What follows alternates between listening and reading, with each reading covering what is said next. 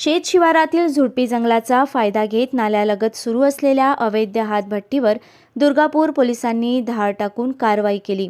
या कारवाईत पोलिसांनी 1,15,000चा मुद्देमाल जप्त केला असून आरोपींविरुद्ध गुन्हा दाखल केला आहे।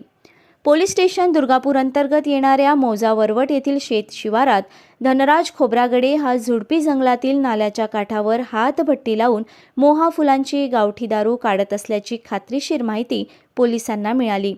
या माहितीच्या आधारे पोलिसांनी घटनास्थळी छापा टाकला। यावेळी नाल्याच्या काठावर दारू गाळण्याचे साहित्य आणि मोठा साठा आढळून आला। पोलिसांनी केलेल्या या कारवाईत प्लास्टिक ड्रममध्ये भरलेला मोहफुलाचा सडवा, गावठी दारू काढण्यासाठी वापरलेले ड्रम असा एकूण 1,15,630 रुपयांचा मुद्देमाल जप्त करण्यात आला। ही कारवाई पर्यवेक्षाधीन पोलीस अधीक्षक गौरव कायंदे पाटील यांच्या नेतृत्वात करण्यात आली।